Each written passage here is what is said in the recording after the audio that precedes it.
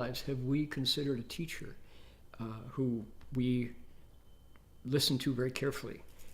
And some of you will say, well, I know who that was. That was my driving instructor. I really wanted to get my driver's license, and I had to pay close attention to what the teacher said before I got my license. Somebody else says, oh, I know, it was a coach. It was my volleyball coach or my swimming coach. And I really, really paid close attention because they were good and they saw the play stroke. My was cramped, or I wasn't a person who said to me, you need to be more musical in your scales. Playing piano is a gift to the world and making magical vibrations in the world. Take it seriously. So somebody who didn't just praise me and say, oh, you play so well, they said, no, you actually need to play better. So a good teacher, right? Whoever it was for you.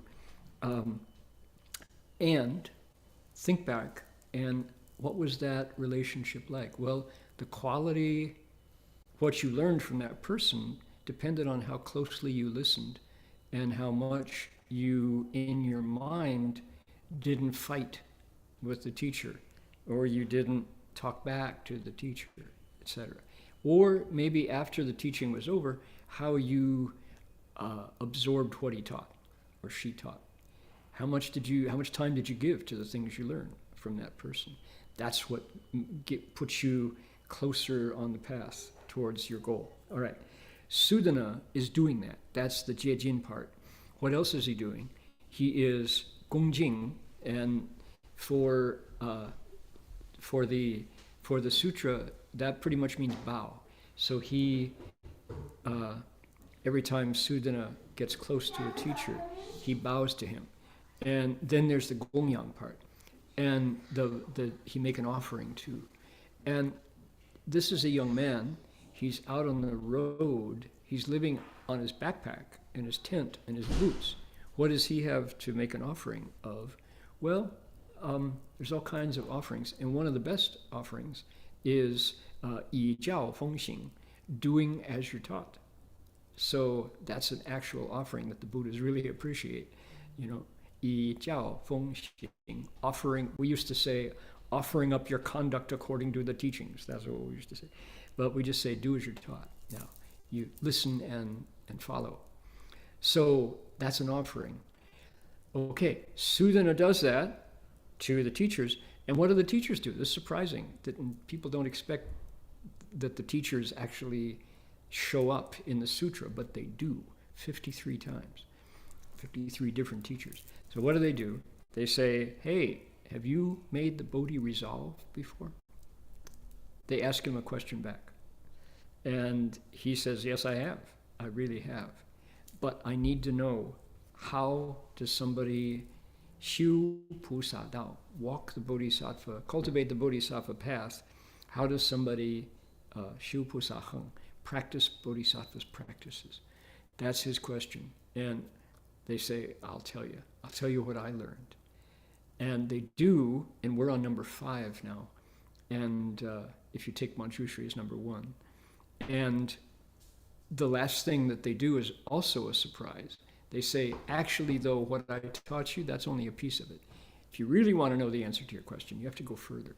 Go ask somebody else, and I'll tell you where to go. Go south and look for this teacher. So this chapter, and I want to add you've heard me, you know that I say this a lot, but people who say, oh, the Avatamsaka Sutra, you don't have to explain that one because it's too lofty, it's all philosophy, and it's really hard to understand, and it's full of Sanskrit, and ordinary people aren't meant to understand it. Not true. Not in my experience. What about Sudana's relationship with 53 teachers is hard to understand? It's not. He's like saying, I want to get somewhere, can you help me? And they say, yes, we can.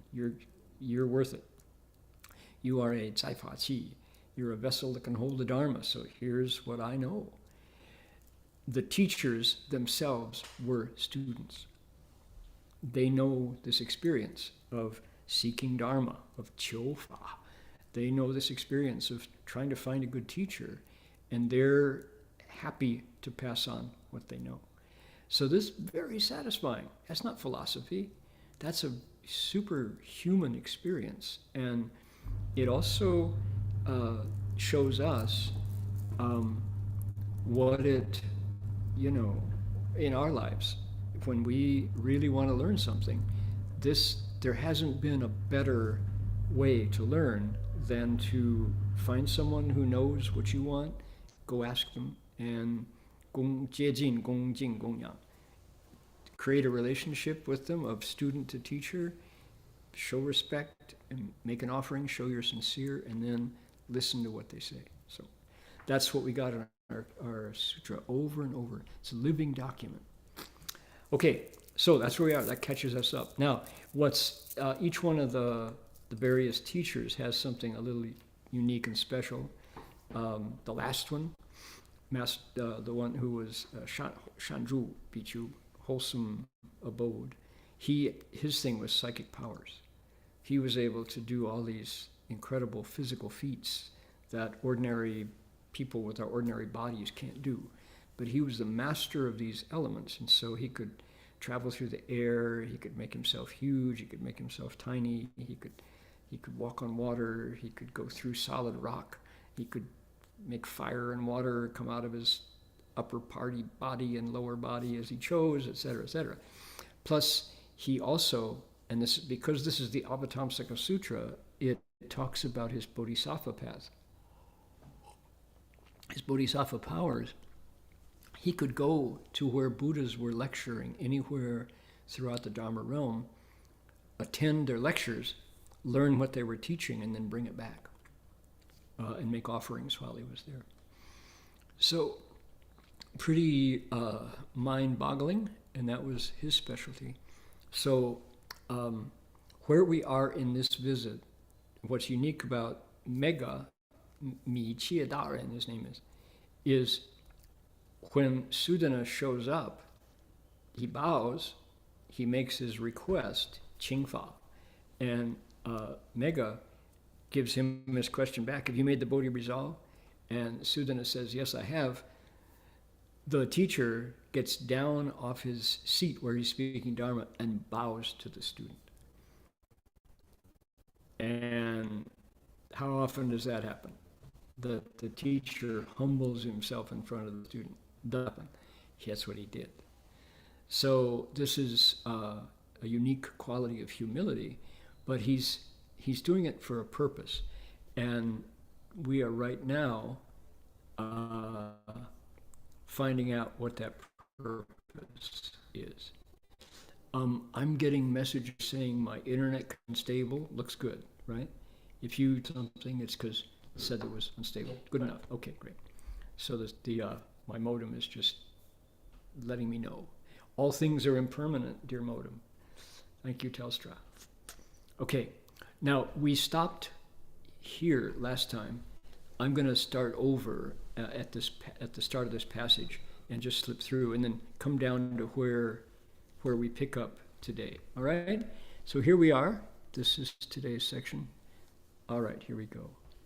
善男子若有能发阿耨多罗三藐三菩提心，此为不断一切佛种，此为眼净一切佛刹，此为成熟一切众生，此为了达一切法性，此为悟解一切业种，此为圆满一切诸行，此为不断一切大愿，此如实解理贪种性。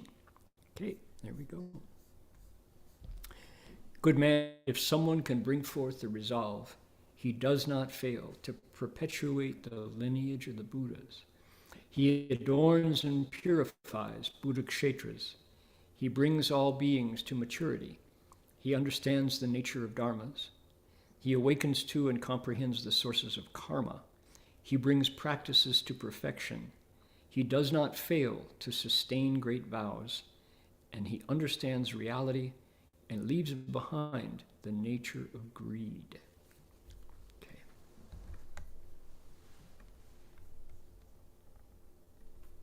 going to remove that highlight. There we go. One more time.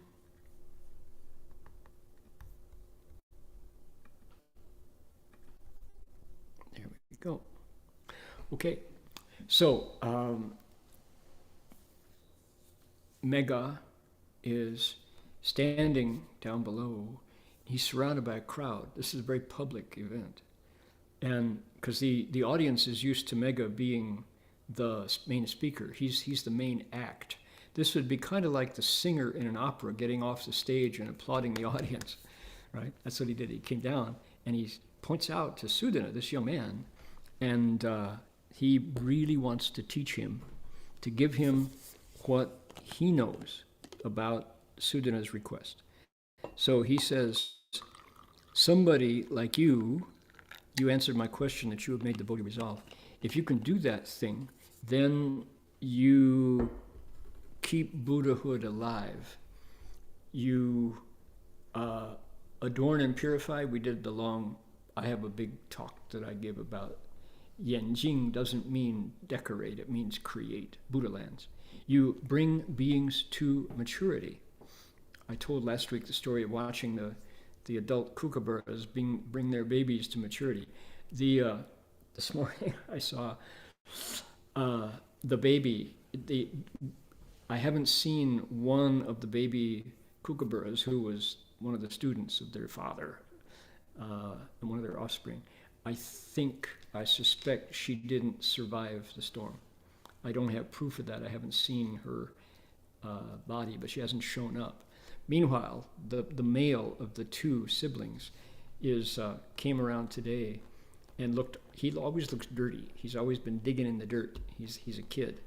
And the female magpie, the Australian magpie, who is also there every day, is very gentle. She has raised her kids. She showed up, her feathers are all ripped apart from raising a child. And now her feathers are all growing back. She's very sleek. But she showed up beside the father kookaburra and the baby kookaburra today to get her share of food. And I tossed one to her. She grabbed it, and the baby kookaburra chased her, attacked her for that piece he wanted to grab it right out of her mouth. And so the female magpie flew away going, squaw, squaw, like alert sound. And she didn't fight back. She clearly sees this as an infant, not an infant, an adolescent. And so she didn't fight back, but she also didn't let him take it from her. Magpies are.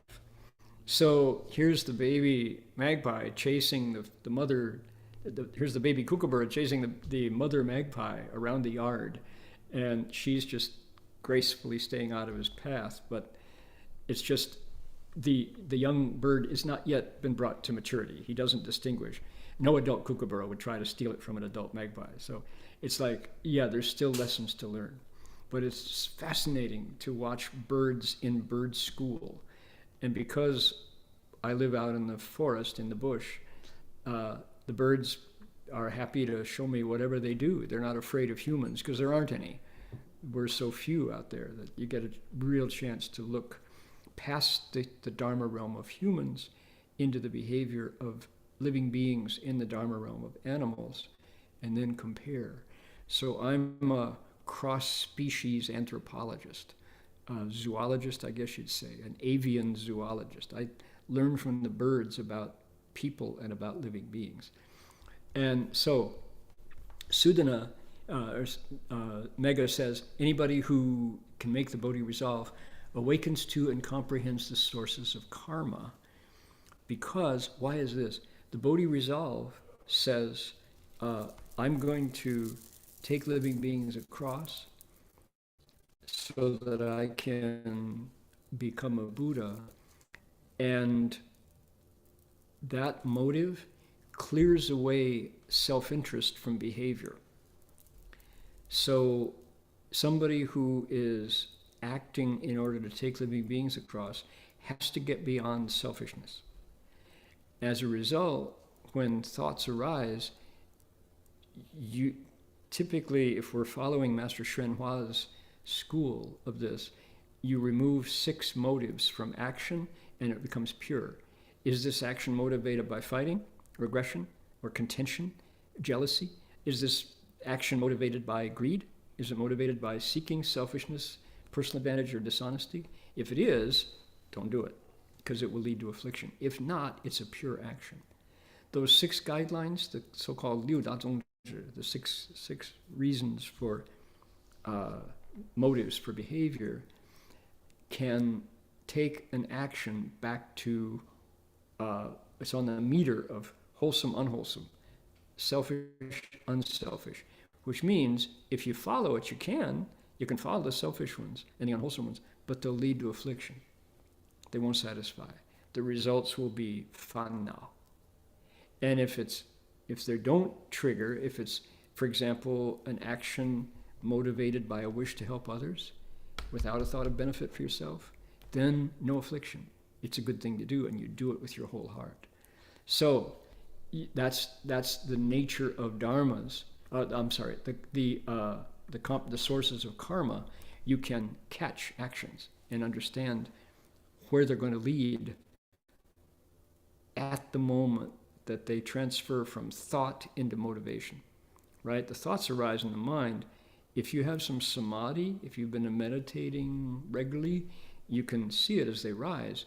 And at that point, free will says, do it, don't do it. And if the answer is don't do it, you go, let that one go.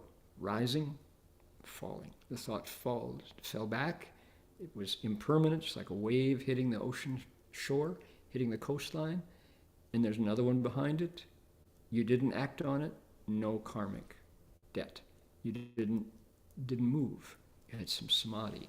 So that's the source of karma. And in that process, you compare it to fighting, greed, selfishness. 争谈求自私自利妄语. If it's not, if it doesn't cross over into those negative motivations, hit it. Do it. No harm, no affliction. Bringing practices to perfection, just like bringing tomatoes and peppers and beans and potatoes out of your own garden because you grew them and it's time to harvest. Don't fail to sustain great vows. Oh my goodness.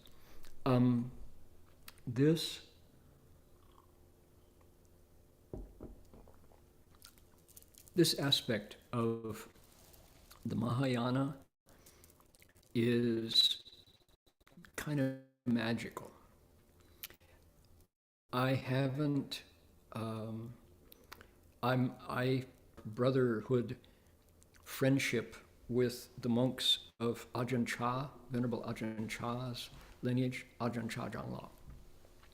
He is the late and revered teacher of the Thai forest tradition, and his English speaking and Thai and Chinese and Japanese and French and Polish, Italian speaking disciples, a lot of bhikshus in his lineage, are Dharma brothers. And so we get to witness the practice of a Theravada bhikkhu, chanting the Patimokkha from memory in Pali. Oh my goodness. That's a deeply revered practice among the Thai Forest Sangha. And if you, among all the various bhikkhus, if you have committed the bhikshu's precepts to memory, that means twice a month, on the 1st and the 15th, on the new and the full moon, if you're able to recite the Pratimokkha from memory, you're in an elite circle of bhikkhus. And many of Ajahn Chah's disciples, including the disciples of Ajahn Sumedho, the next generation down, or any of the other of Ajahn Chah's senior disciples, I'm thinking of Ajahn Virdhammo and others whom I have met over the years. Their cultivation is is based on a pure lineage of ascetic practice from on through Ajahn Chah, Ajahn Mahabua, Ajahn Mun, those famous Thai forest monks.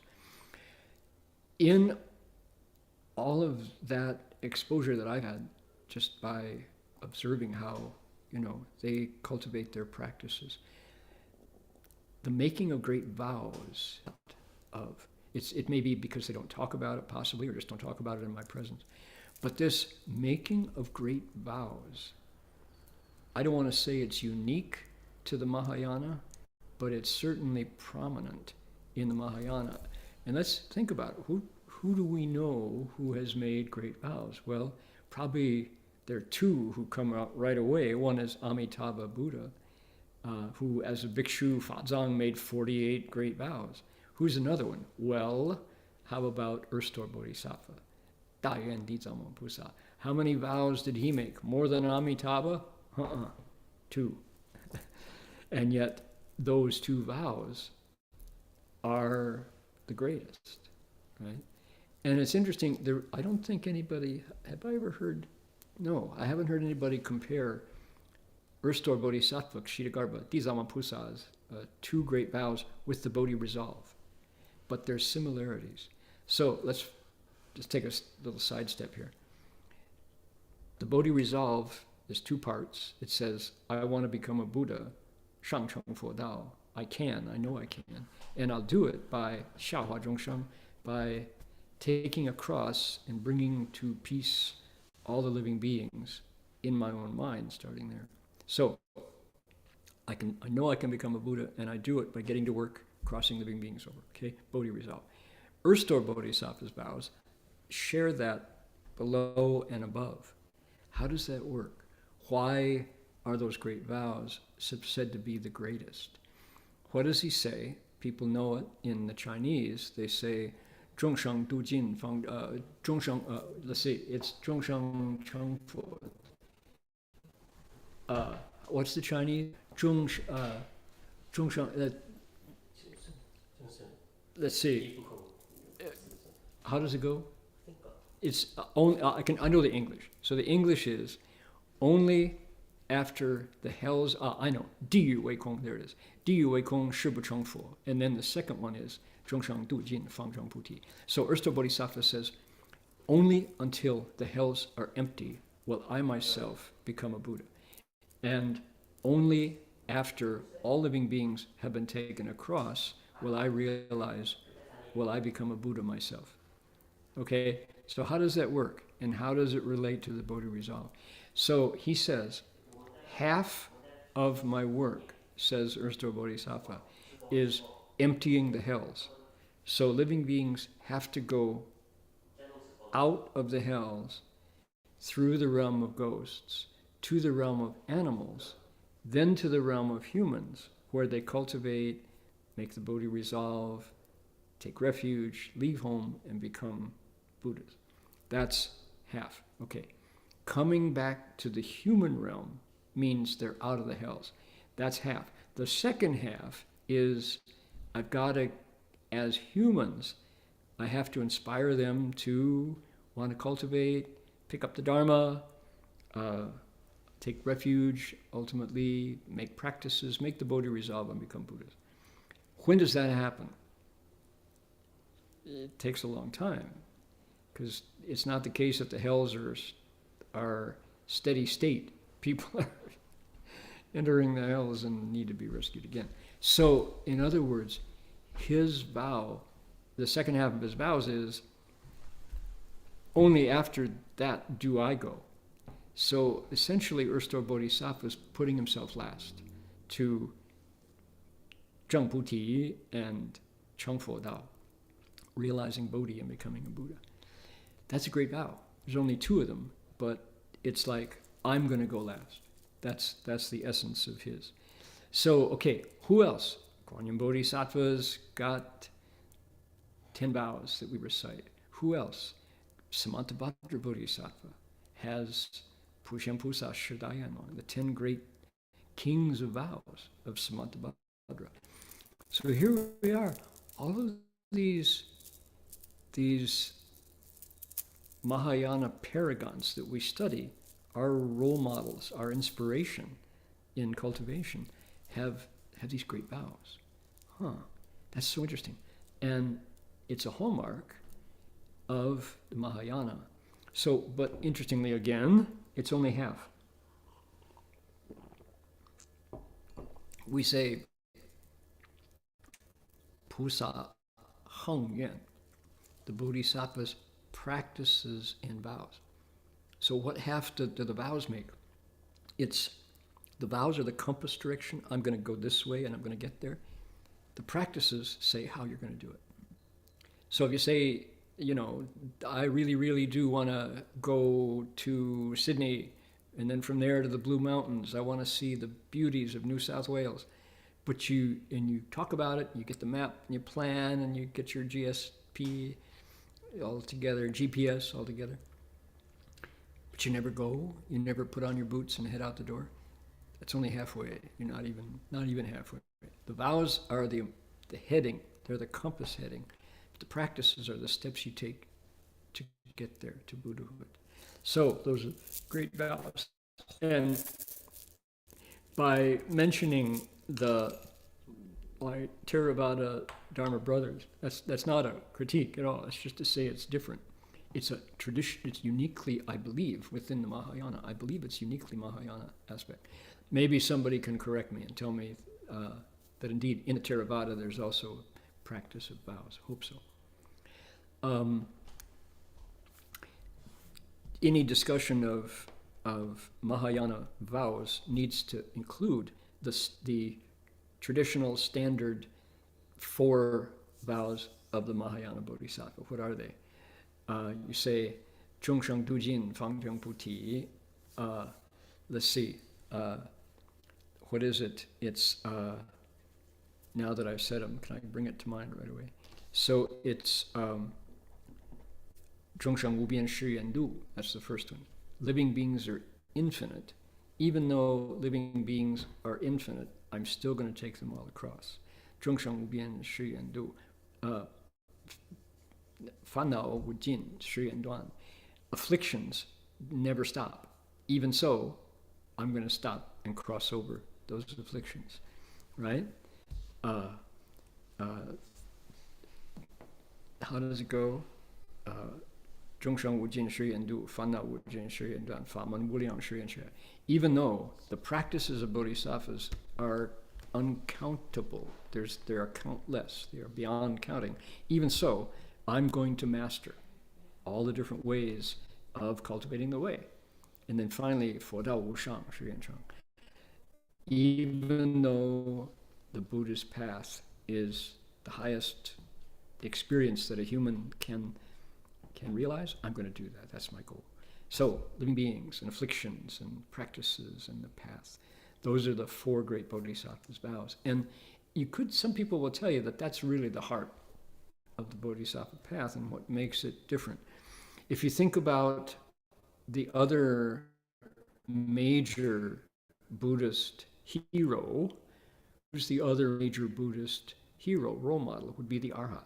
Now, what does the Arhat say? The Arhat says, I'm going to put an end to birth and death, which is in itself an incredible, awesome, unbelievably difficult and admirable and noble goal of a human life. More important than becoming a millionaire, more important, you can start counting all the important things you can do in a lifetime. And that's a tough one. But then you take that goal to end suffering and compare it to the Bodhisattva who says, living beings are all suffering here together. I see our relationship. I know we are tongti. We're the same body. So I'm going to cross over living beings, and then as one of them, I will take my turn at the end. Yeah. So that's just by comparison. All right, one more here. He understands reality and leaves behind the nature of greed. Whenever people talk about what's wrong with the world, Maybe they're talking about politics, or maybe they're talking about prices in the stores, talking about congestion, pollution in the air, whatever it is, any problem, any complaining about problems. If you keep this as a lens you look through, pretty much every time you get to a place where greed is at fault. And yet, how many times have you heard people in a political discussion say, you know what's wrong? It's just there's greed, too much greed. Pretty rare to be able to pin that down, because why? We've all got it. Part of being a living being is recognizing there's greed in there.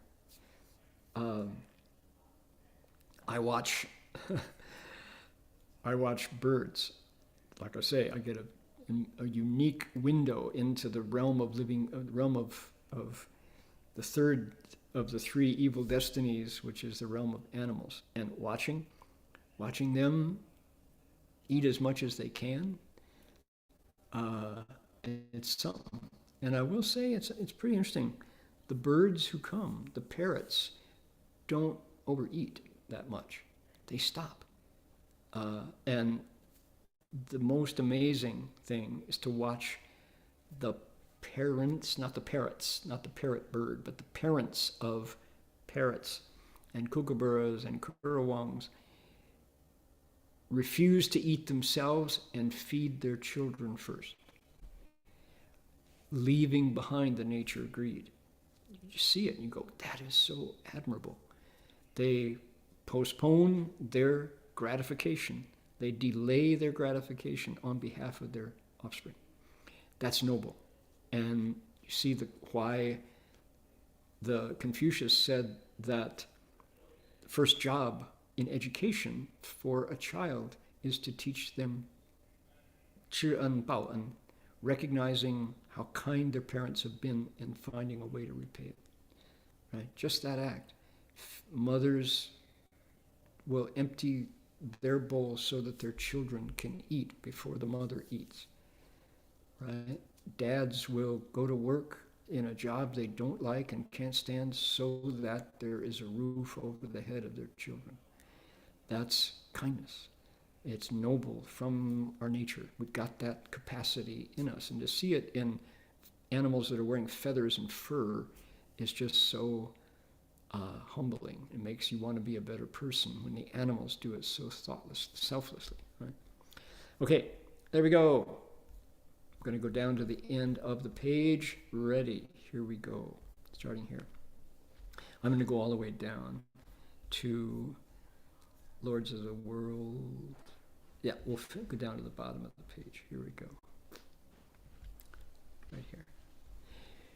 只能明见三世之别，此令信解永得坚固。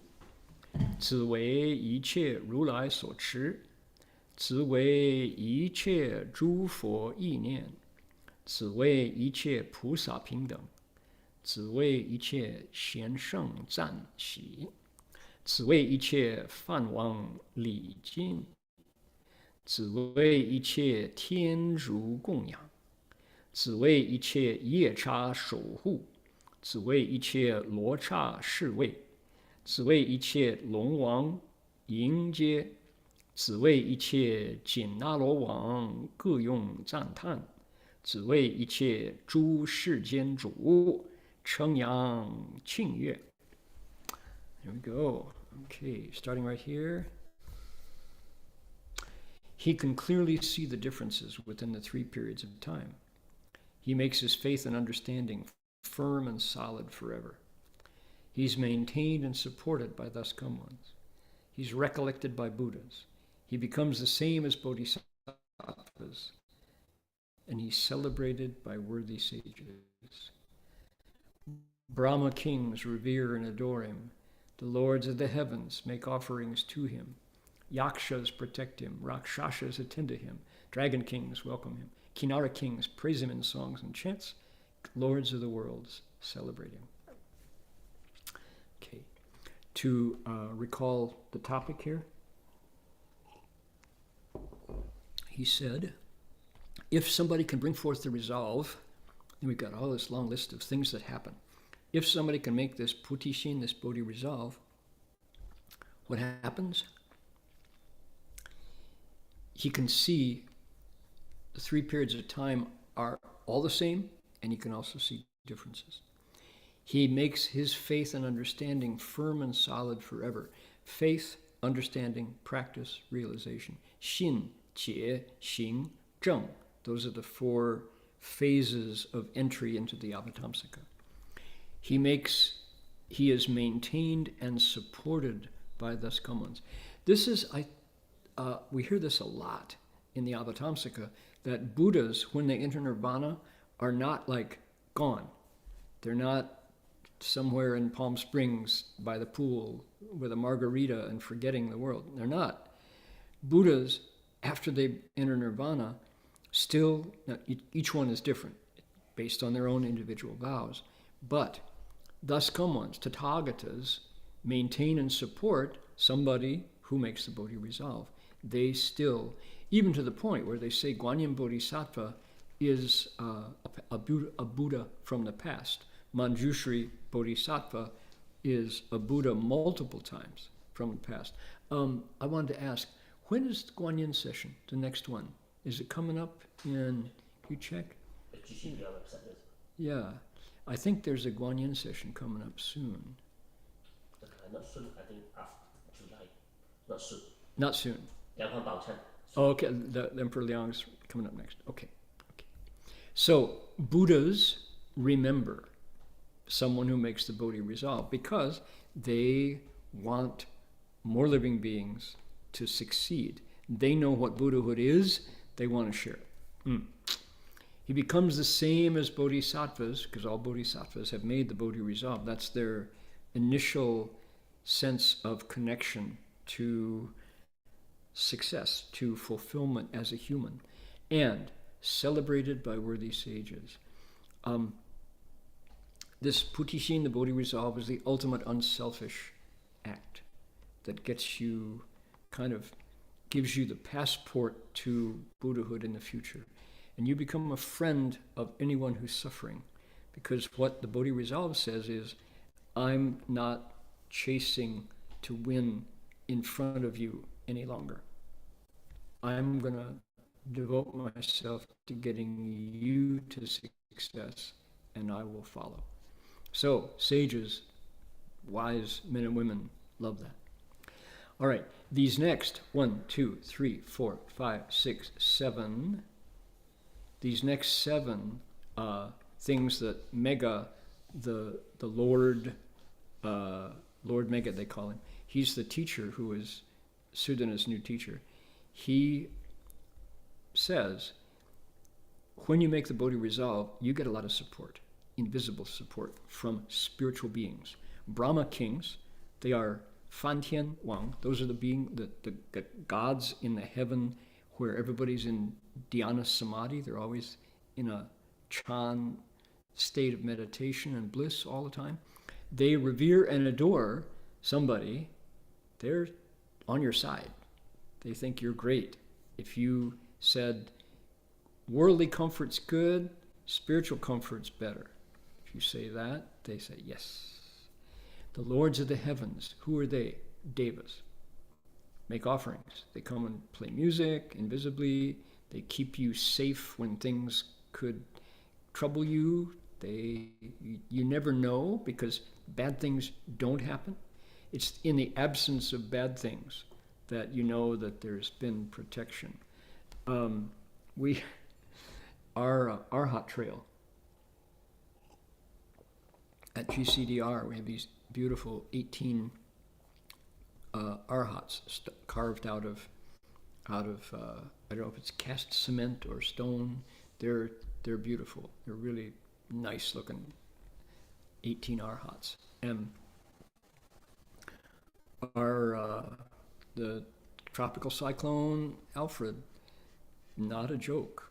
Winds up to 150 kilometers an hour, rain that fell. I never got, because we lost our power, so I didn't hear about the totals. But there were neighborhoods around us that got 250 millimeters of rain in an hour, right? And then a total of 800, and the dams were full, and the creeks were at their peak. So two of our big trees fell right between some of the 18 arhats, but one of them got knocked off his pedestal. And I went over with Cliff the other day to take a look, and he looked kind of happy. I think he enjoyed it. The arhat was like, you can see he's got his beads in his hand, and he's like, yeah, all right, put me back on my stone. That's kind of nice. Let's try it again. I like that. Boom. So he's fine, but we'll have to boost him up. He weighs a lot, but arhats are tough stuff, and I think he kind of enjoyed, because sitting there, forever and forever is just not much happens. But the poor trees, these giant gum trees, got knocked off their base, and so the lords of the heavens are there, and occasionally, I guess the way to think about this cyclone was count the things that didn't happen.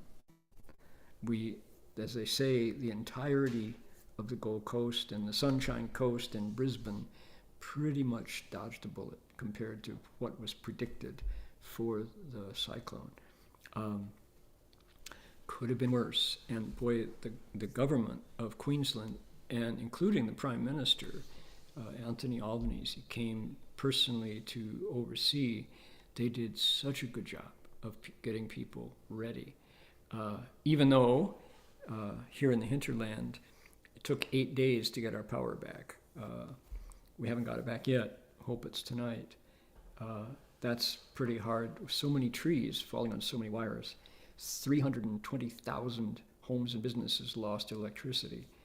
And because we're in the boondocks, so we're among the last to get reconnected. But it's only because the government did such a good job of getting us ready, getting everybody, providing shelters for those who lost their homes to flooding and businesses. Even if you were out of power for longer than 5 days, the government actually has a stipend. They have fees to make up for the harm caused by being offline. So that's a responsive government that cares about its people. And what a difference to feel how the government is made up for, of, and by the people.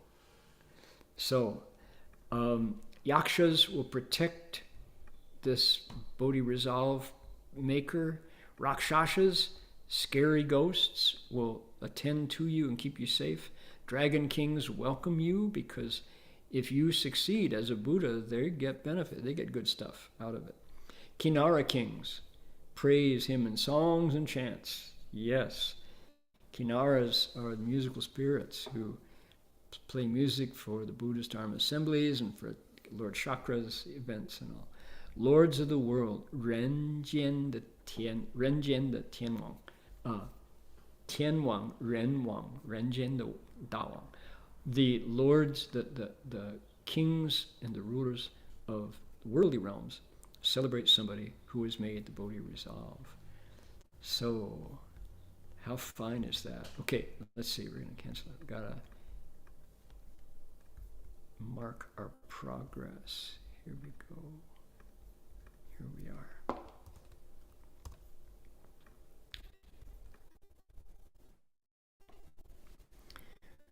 So, thinking about Kinaras, that's not what we want. We want this one. How Kinaras celebrate somebody who's made the Bodhi resolve. We do too. And when times get tough, as they will, in this case it was a tropical cyclone.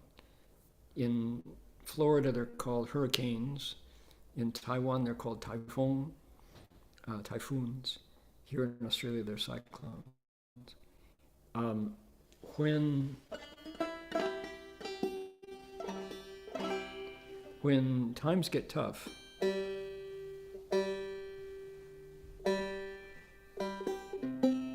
it only takes one person to be unmoving, unflappable, unafraid, to calm down an entire household, an entire community, an entire group. Likewise, if someone is panicking and frantic and nobody provides a remedy, nobody calms it down, one person can set off an entire group of people and make them afraid and panicking. So Janice Ian came up with this lovely song to remind us.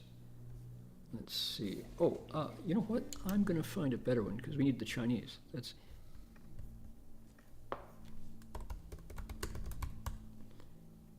Okay, let's try. Let's see here. That's the one. That's the one we want. Okay.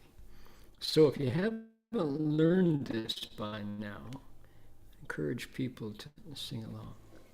This is one of those songs that when times get tough, just remembering this and humming it to yourself, whistling it to yourself, makes things better. Here we go.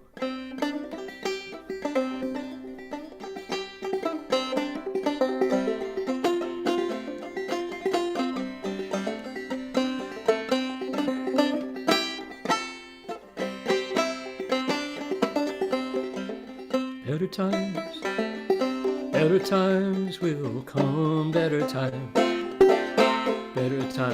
will come. This world learns to live as one. Oh, better times will come. 明天会更好，明天会更好。世界和谐新的头。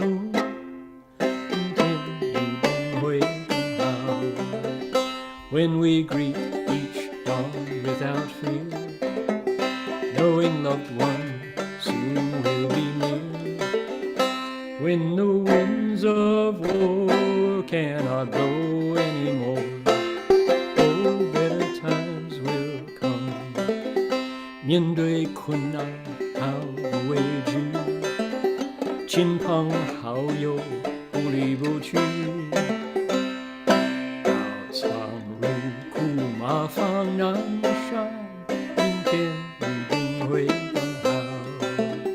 明天会更好，明天会更好。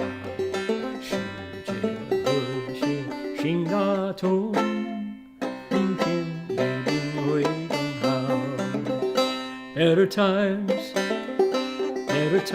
will come, better times will come. This world learns to live as one. Oh, better times will come. Computer break.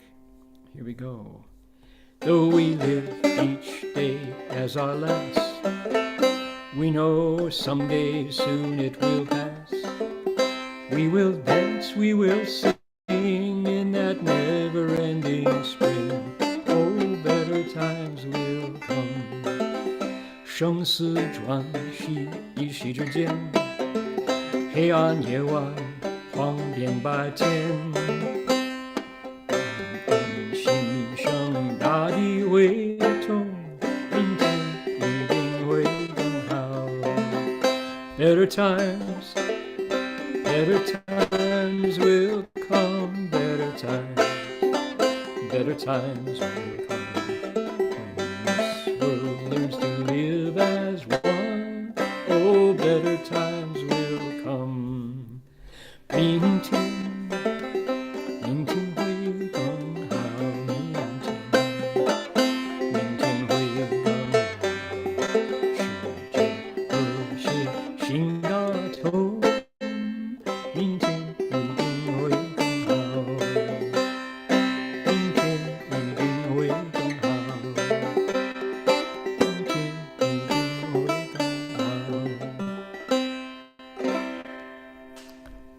定会更好。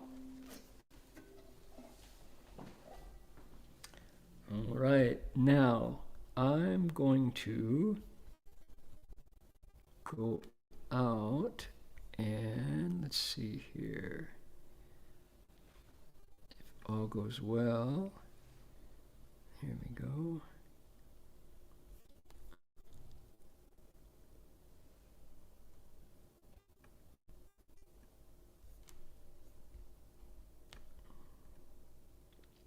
My internet connection is unstable, it says. Here we go. I'll find it. There we go. And click here.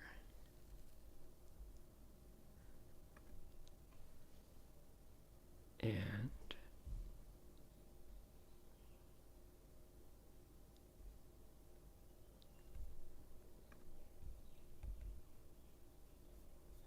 here we are. Okay, this is a question from Hei Longjiang. He says, DeepSeek is being used by more and more people. Is it possible to upload the master's teaching and discourses to this application bit by bit? With the rapid development of AI, how should lay people view and face these changes? We ask compassionate guidance. Okay, so I'll let the Chinese translators point out the question. So the way we can use a chatbot, this is an AI chatbot. It's DeepSeek. It's been developed in China by some very smart engineers and surprisingly distributed worldwide. What was it, 3 weeks ago on the Apple Store, it was the most downloaded app. It is a competitor to ChatGPT. It's a competitor to Claude, C-L-A-U-D-E by Anthropic. It's a competitor to Perplexity and also Google's version and Microsoft's various chatbots. Now, the way we don't upload to AI chatbots any more than you don't upload to Google if you've used Google as your search engine. These are DeepSeek and others are tools. They're means to go out and solve problems, to do coding if you ask it to. It can replace a search engine. Anthropic, the company, is trying to position Claude, for example, now as an aid to thinking, as someone to help you logically go through issues that you can't find an answer to.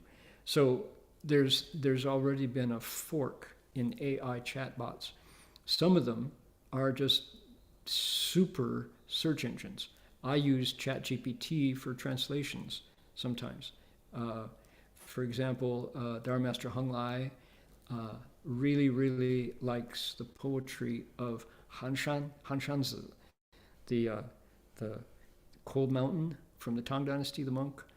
And he has organized a group of monks, nuns, laymen, laywomen who meet 3 times a week to translate the poetry of Han Shan and Shide and Fenggan.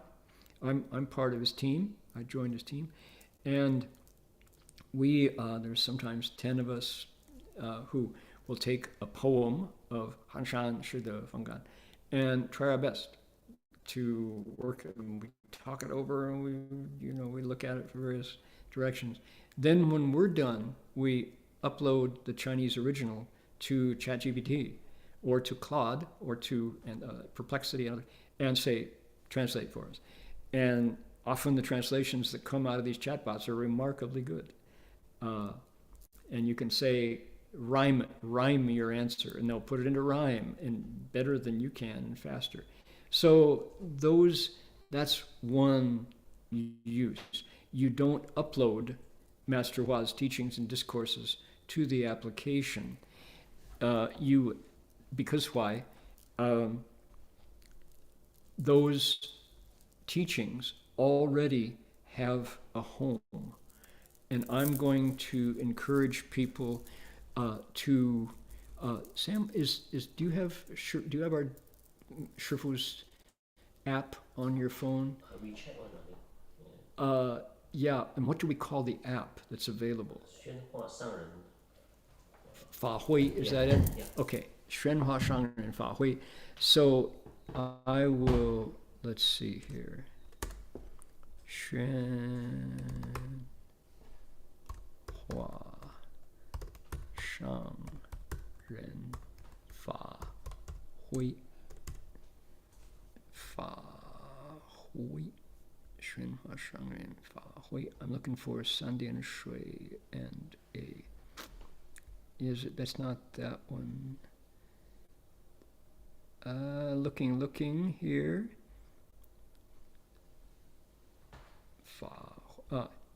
There we go. Okay.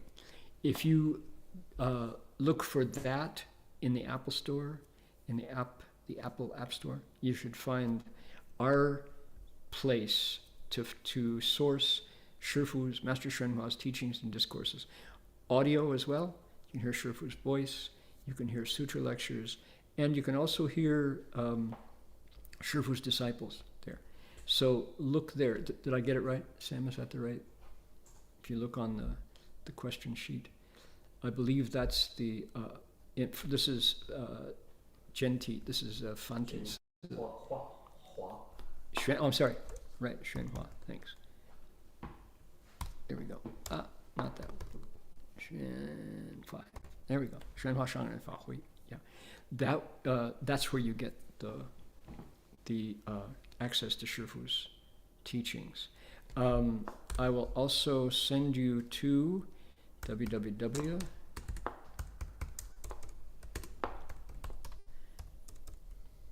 drbachinese.org.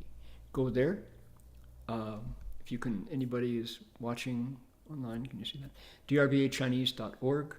And then go to 线上阅读 in the download menu, and you can get all of Shifu's lectures in print online, including his 虚老和尚化传, the picture biography of Master Empty Cloud that we lecture on Saturdays in Australia, Fridays in North America. Okay, that's a really good place to find Shifu's teachings. How, with the rapid development of AI, how should you view and face these changes? It's not going to go backwards. We're not going backwards. It's not the case that we can oppose the development of AI. Use it for good.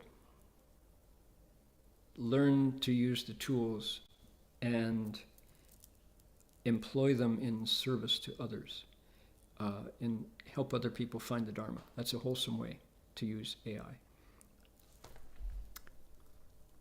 Okay.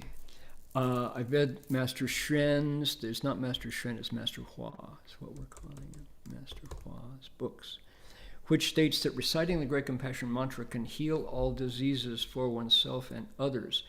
May I ask what rituals and practices are needed to achieve such extraordinary effects? Shifu, I believe I would want to find out where he says Nian Da Bei Zhou can heal all illnesses.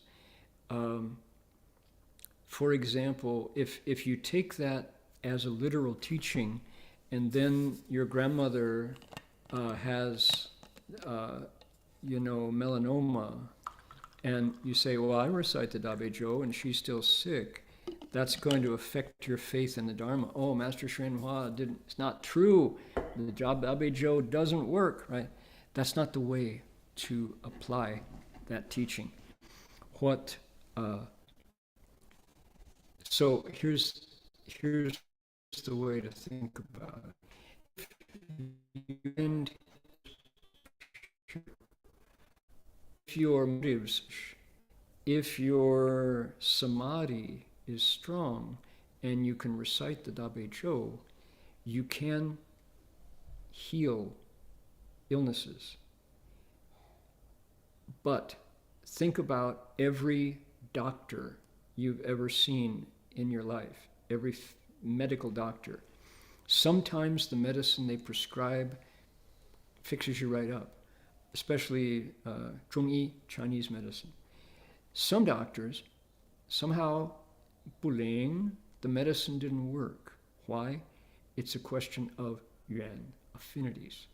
If you have affinities with a particular physician, sometimes when they walk in the room, you suddenly feel better, right? Doctors all know this.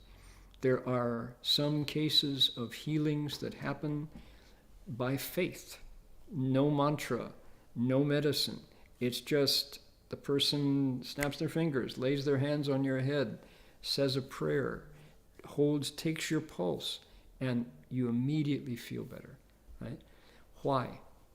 Question is, where does illness come from? Illness comes after we had the germ theory, right? Pretty much came popular after the 15th, 16th century. People said, oh, illness is caused by invisible bugs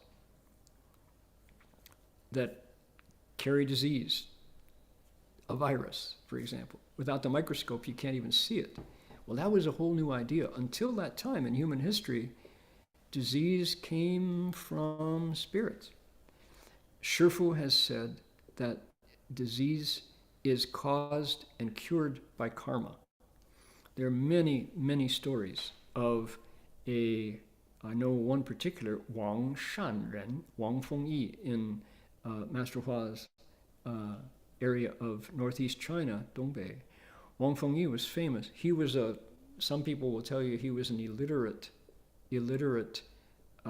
man. Other people, doesn't matter whether he could read or not, he could read your mind. And there are many stories of people coming to Wang Shanren and saying, coming up and they cry and they say, oh, I've got this terrible stomach ache. I can't eat. My stomach hurts. And Wang Shanren would look at the person and he would say, why did you steal those rubber boots from your neighbor? Oh, I didn't steal any rubber boots. What are you talking about? No, I didn't steal it. Tell me, why did you take those? Don't you think that they needed those rubber boots, but you stole them? Oh, I didn't steal any rubber boots. Do you want to get over your stomach ache? Does it not hurt? They were so pretty. I took them because I wanted them. I were jealous. I couldn't afford them. I was like, give the rubber boots back and say you're sorry. I'm sorry, I stole. Does your stomach hurt? No, my stomach doesn't hurt anymore. Is that a miracle cure? Is that a faith healing? Or Wang Shanren, Master Wang, good man Wang, healed by telling people to 道过, admit your faults. That was his method of healing.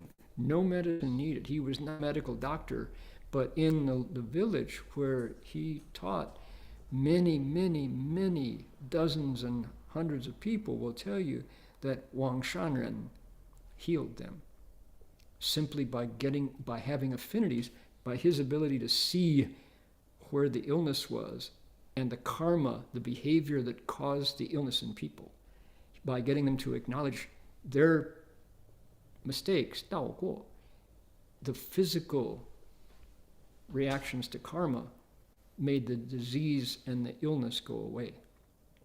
Now, your question is about the Dabe Jo and Master Hua saying it can cure all illness. The Dabe Jo, what it does is it has Guanyin Bodhisattva's great compassionate vows behind it. If we learn to recite the great compassion mantra, it allows us to connect with Guanyin Bodhisattva's vows. Now, whether or not that is going to relieve physical symptoms of an illness of somebody who has really done wrong, or, after we learned about the germ theory, somebody who's actually got a virus. How many people do you know recited the Dabe Jo and didn't get COVID? For example, I got COVID. but I recite the Dabejo every day. What happened? Well, I sat in the entryway of the Sydney Opera House for 4 hours and I fell asleep, and hundreds of people walked by me at the time of COVID. Some of them carried the disease, and because I was mindless while I was nodding out, waiting for our time to come so we could go inside, I got COVID, even though I recited the Dabejo. So did I blame Guanyin Bodhisattva? Did I lose faith in the Dharma? No, I looked at the cause of the illness and 对机斗教, 因病下药. Sometimes the Dabejo is incredibly ling, and especially if you recite it over water, you recite the Dabejo 108 times over clear water and then give someone to drink. And if they have affinities and they believe, miracles of healing can happen. But illness comes in many kinds. So that's my answer. What rituals and practices are needed to achieve such extraordinary effects? Qin xiu jie ding hui, xi mie tan chen chi. Diligently cultivate precepts, samadhi, and wisdom. Put an end to greed, hatred, and stupidity. That's a ritual that will achieve extraordinary effects. Another way to say it, Master Hua said, what's the best mantra? He said, never tell a lie. If you never tell a lie, every single word you speak is a mantra. Namo Amitabha, respectful greetings. What determines human blessings? Is it through diligent study to obtain a degree, hard work, or offerings to monks and worshipping Buddhas? I've heard the story of Venerable Aniruddha. I think he's very fortunate. How can ordinary people cultivate blessings and make their lives better? Okay, boy, this sounds great. Diligent study to get a degree, hard work, and offerings to monks and worshipping Buddhas creates blessings. No doubt about it. Unless you don't give anybody the benefits of your study, your work, and your offerings. I ask the very same question to Shifu. I say, Shifu, where do blessings come from? You know what he said? He didn't say, go to work, make offerings to monks, obtain a degree. He said, 令他人欢喜, make other people happy. That was the best answer I'd ever heard. 师父, 什么叫福报? 什么叫福气? 如何种福, 师父? 令他人欢喜, he said. And then你懂不懂? Do you understand? Make other people happy, he said. Do you understand? And I'm like, 师父, that easy? He said, what didn't I say? I didn't say make yourself happy. You understand? He said, 你懂不懂? So the blessings or no blessings, according to Shifu's description, this is a typical Shifu answer, very pithy, is who receives the benefits of the things you do. That determines blessings that come to you. So for example, let's say, what do they say is the highest field of blessings? Healing the sick, taking care of the sick. Sick people are a supreme field of blessings. 所以上福天, right? There's a wonderful teaching in the Mahayana that talks about comparative fields of blessings. And if you can, it's there, and it's debated. So if you make an offering to a Buddha, if you have an opportunity, you're alive in the time of a Buddha, if you're alive in the time that you're next to an Arhat and you make an offering to an Arhat, if you're alive in the time of a Pracheka Buddha, if you're alive and you meet a noble, unselfish bhikshu or bhikshuni, and you make offerings, the relative quantity of fuqi that you get back is ranked in that way. Buddhas are the highest field of blessings. Next come Pracheka, Bodhisattvas, Prachekas, Arhats, good people, right? And it goes on down.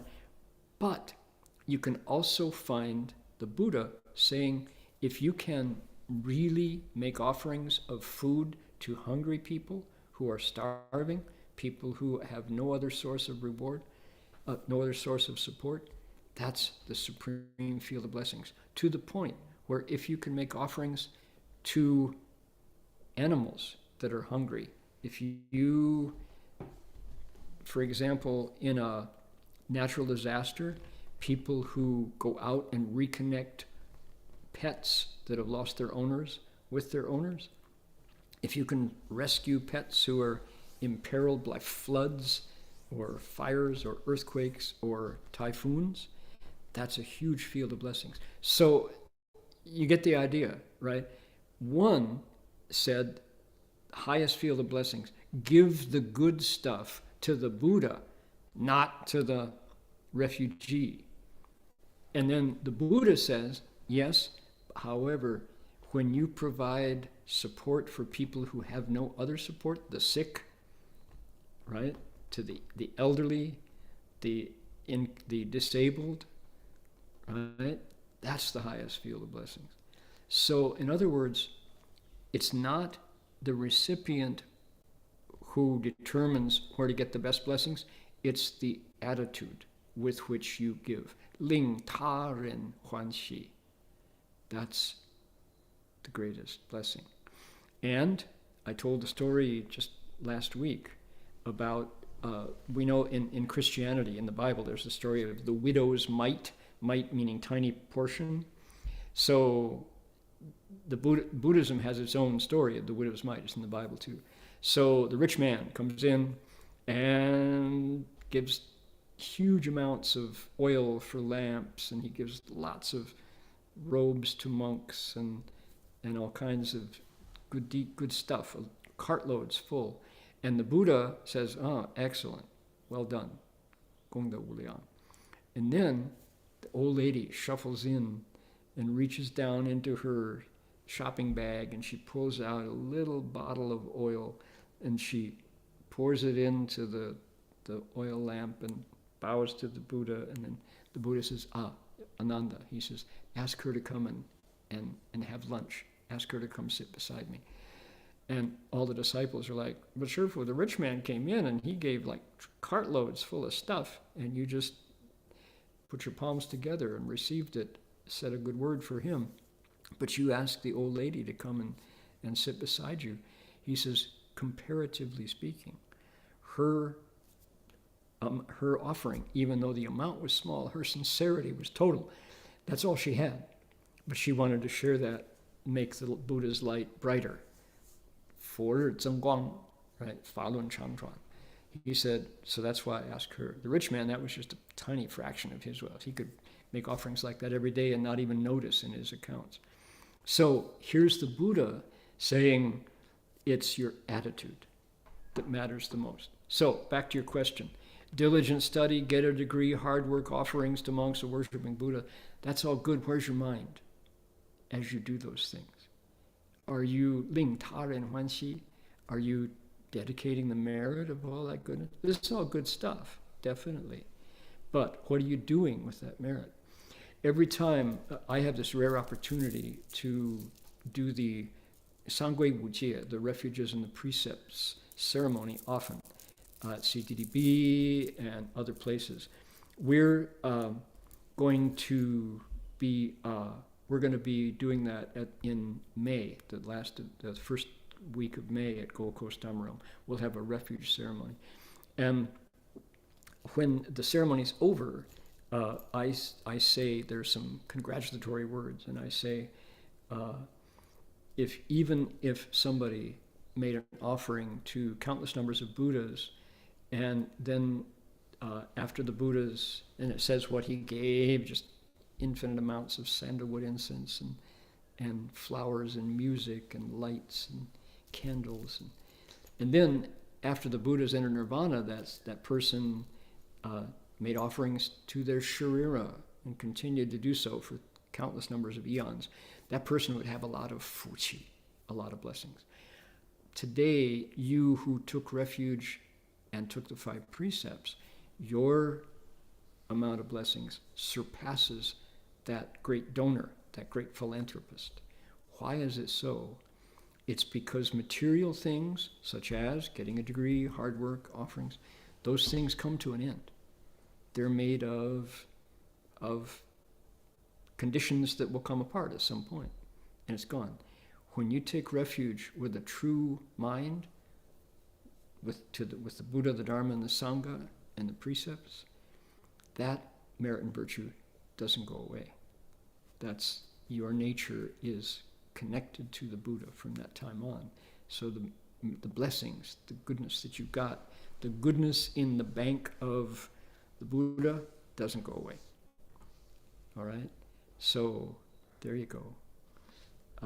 Now, by saying so, I'm not discouraging anybody from getting a degree, working hard, and making offerings. Please do that. That's important too. However, we want to look, like Shifu says, Ling Ta Ren Huan Qi. Do these things with a selfless heart on behalf of others. So you use your degree to benefit others. You work hard to benefit others. You make offerings and dedicate the merit out. That's where the blessings come from. Okay, one more here. Karmic obstacles frequently arise in a particularly authentic Dharma center. Should you avoid the center?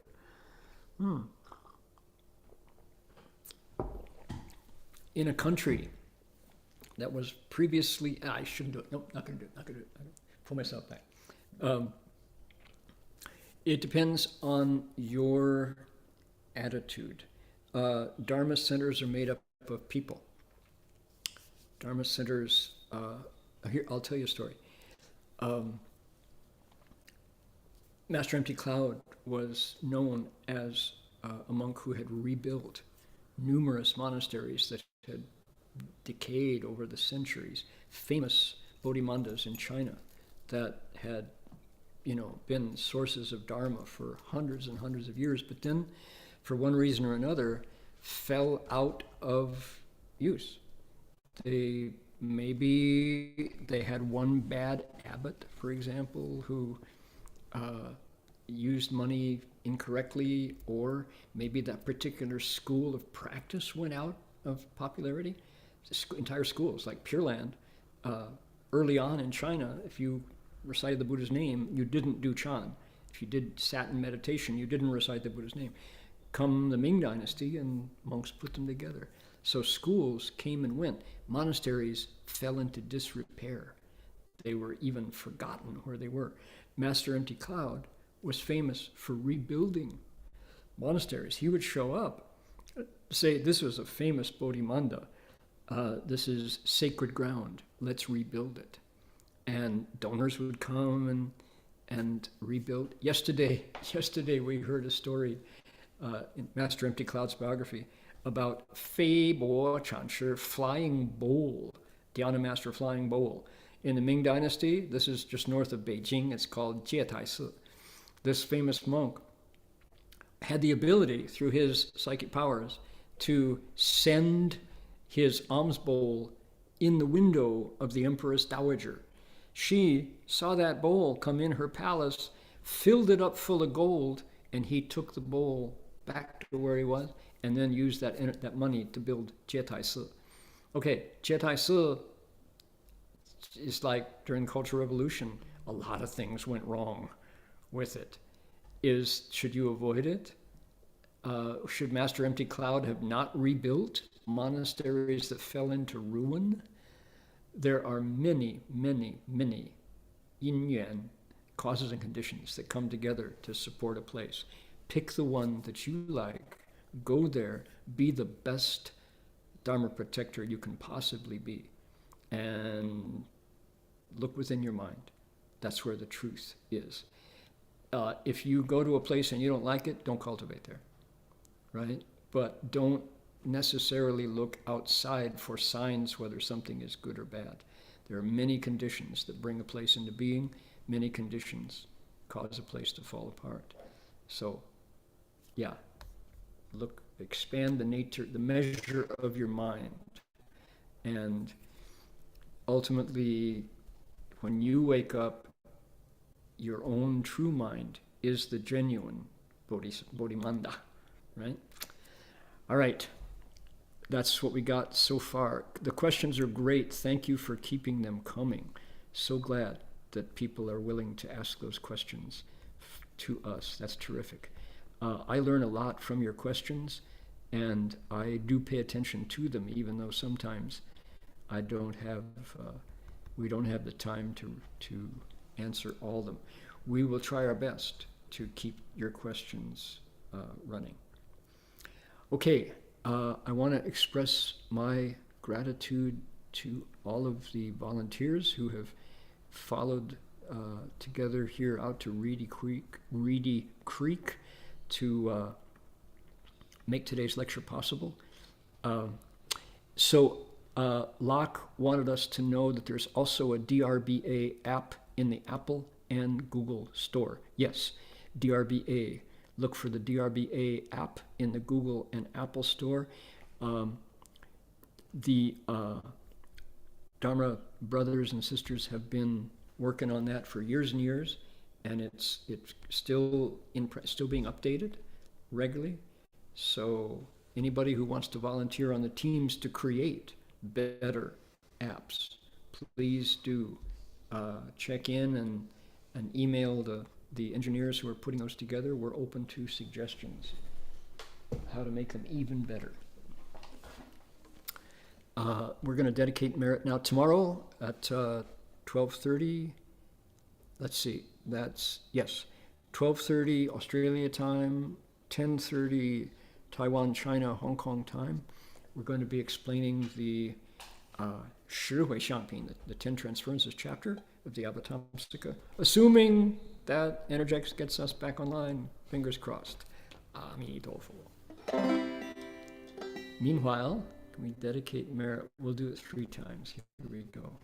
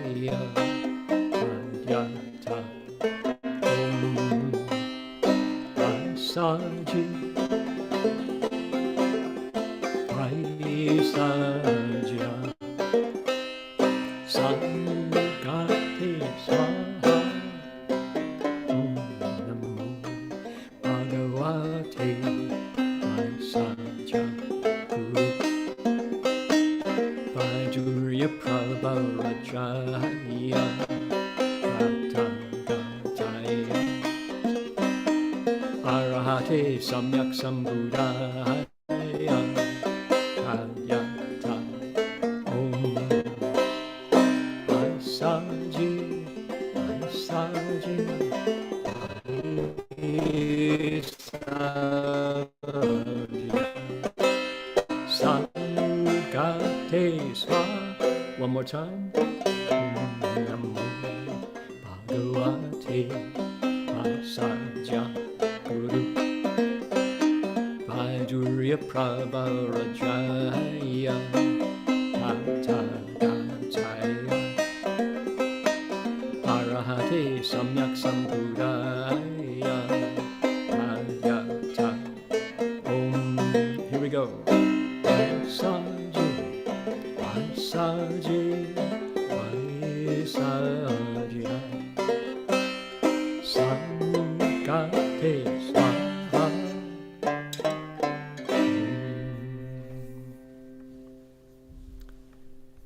We're going to conclude by inviting everybody to join in bowing to the Buddha, in this case Guanyin Pusa, and our image of Master Hua. Here we go.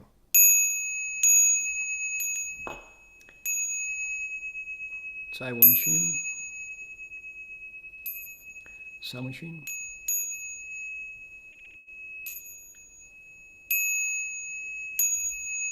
bow in respect to the Venerable Master.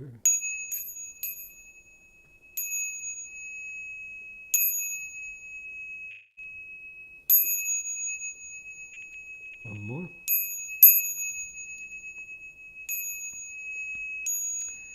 Alrighty, that's going to do it for us for today. Amitofo. See you all later. See you next week. Amitofo, everybody. Bye now.